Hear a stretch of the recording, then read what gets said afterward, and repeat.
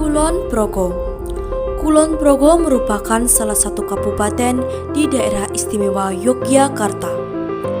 Kulon Progo memiliki keberagaman sosial budaya dan pariwisata yang banyak dikenali di masyarakat. Keberagaman tersebut sekarang diimbangi dengan adanya modernisasi di wilayah Kulon Progo ini. Salah satu contoh modernisasi yaitu berdirinya Bandara YIA atau kepanjangan dari Yogyakarta International Airport yang merupakan salah satu infrastruktur terbesar di Kulon Progo. Yuk ikuti kami menjelajahi Bandara YIA ini.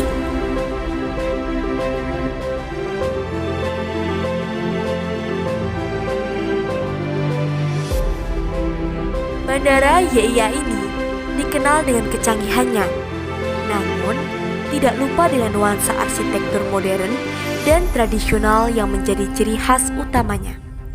Saat berada di Bandara Yogyakarta International Airport, wisatawan bisa melihat unsur ikonik wisata Yogyakarta yang ditampilkan. Tak lupa, untuk pecinta budaya, kalian pasti senang jika melihat ornamen-ornamen di bandara ini dikarenakan didukung dengan karya seni yang sangat kental yang menjadi ciri khas Yogyakarta.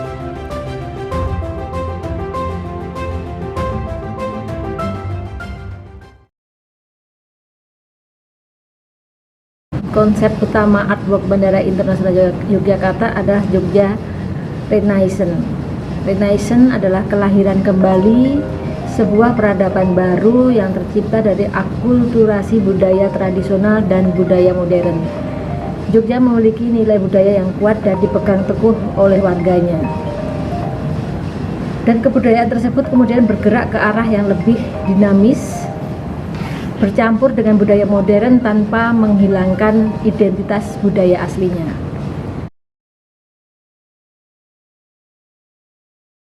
Saya pertama kali datang di sini itu melihat ada perbedaan dengan bandara yang dahulu. Kalau dahulu ada di tengah kota, dan ketika saya datang di sini saya juga bingung.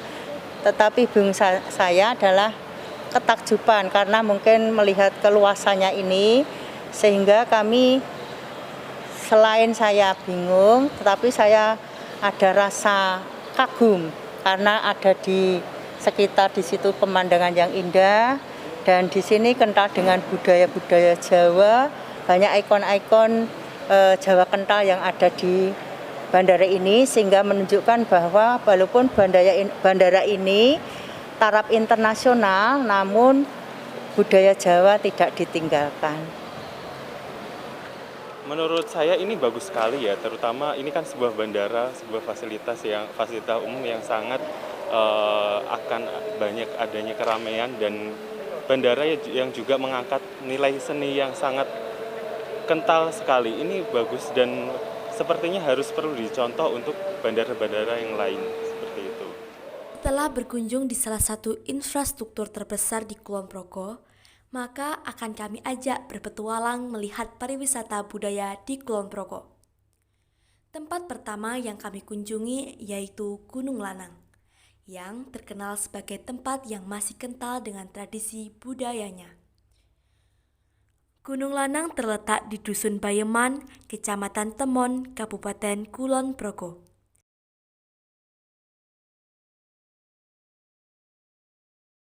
Ini awal mulanya itu dari Sunan Amangkurat II yang bersinggah di sini. Terus tempat ini sejak itu mungkin ya sebelumnya sudah keramat. Orang-orang dulu, orang sakti itu kan tahu tempat-tempat yang keramat, yang tidak dan sebagainya, yang nyaman dan aman. Jadinya setelah itu ini memang tempat untuk, kalau sekarang ritual, kalau zaman dulu ini bertapa. Jadi tempat ini untuk bertapa di ini yang ada tugu melatinya ini. Terus masyarakat sini juga sering menggunakan untuk nazar dan lain sebagainya. Mari kita lanjutkan perjalanan kita menuju situs Tupang Glagah. Secara geografis, Situs Tupang Glagah berada di Dusun Sidorejo, Desa Glagah, Kapanewon Temon, Kabupaten Kulon Progo.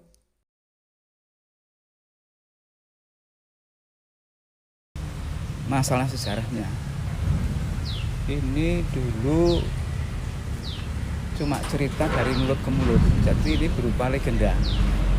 Yang konon kabarnya di sini ini adalah bekas Kabupaten Sios, yang menjadi bupatinya adalah Bupati Cangak Mengeng, dan pada waktu itu menurut cerita terjadi pada tahun 800-an bersamaan dengan kerajaan Mataram Hindu, dan pada waktu itu ditemukan tidak seperti ini. Ini dulu yang atas ini tergeletak di tengah-tengah ini, terus yang bawah ini di sana. Bertahun-tahun, kira-kira tahun 96, ini oleh Dinas Purbakala dan Dinas Kebudayaan ini didirikan sehingga terjadi seperti ini. Walaupun belum diketahui dengan jelas, namun masyarakat meyakini bahwa tempat ini merupakan bekas pertapaan Nyi Sekar Kenongo. Tempat ini dijadikan sebagai cagar budaya dikarenakan struktur yang memiliki arti penting dalam ilmu pengetahuan, budaya, dan sejarahnya. Tak jauh dari itu, di Desa Glagah juga terdapat bangunan yang memiliki nilai sejarah dan budayanya, yaitu tempat Pasinggerahan. Pesanggerahan ini awalnya didirikan oleh Pakualam kelima dengan bentuk bangunan menyerupai joglo, yang difungsikan sebagai tempat istirahat para keluarga Pakualam. Namun, pada masa Pakualam ke-6 dan ke-7, dilakukan penambahan bangunan dan penambahan fungsi. Bukan hanya tempat istirahat saja, namun juga menjadi tempat transit saat adanya penyelenggaraan labuhan di Pantai Glagah.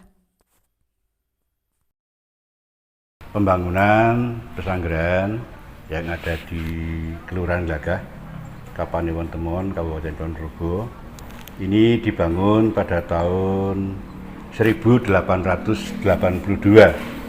Yang memprakarsai membangun adalah beliau Sri Paduka Kanjeng Gusti Adipati Aryo Pakualam ke-8, yaitu Adipati di Kadipaten Puro Pakualaman. Pembangunan ini berkaitan dengan waktu itu bahwa Glagah adalah termasuk daerah rawa dan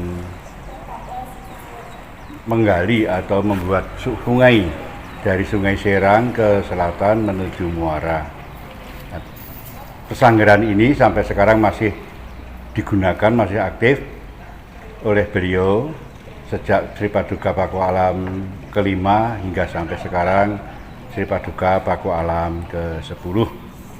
Beliau tiap hari Minggu beristirahat di Glagah, dan pada tiap tanggal 10 Muharram atau 10 Suro dari Puro Pakualaman mengadakan labuhan di Pantai Glagah yang dimulai start dari Pesanggerahan menuju ke Pantai Glagah untuk mengadakan upacara labuhan.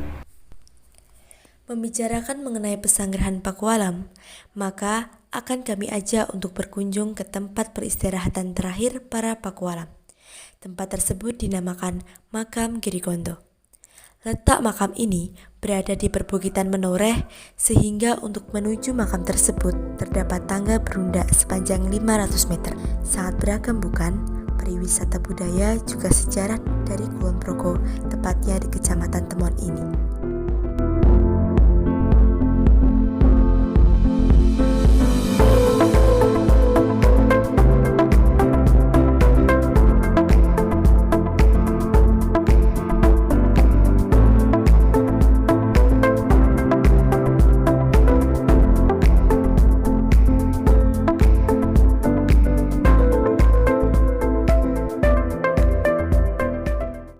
Apa harapan Angkasa Pura terhadap terhadap pariwisata budaya di Kulon Progo? Dengan hadirnya bandara saat ini yang menjadi salah satu juga destinasi wisata di Kabupaten Kulon Progo, kami berharap bahwa beberapa titik destinasi wisata yang terhubung dengan bandara semakin ditingkatkan supaya bagi penumpang yang baru tiba bisa berinteraksi dengan wisata yang ada di Kulon Progo, dan unit-unit terkait bisa mempersiapkan terkait dengan acara ataupun budaya yang ada di Kulon Progo sehingga masyarakat ataupun pengguna jasa bisa merasakan budaya maupun kesenian yang ada di Kulon Progo. Baik itu nanti ditempatkan di destinasi wisata maupun ditempatkan di bandara sendiri.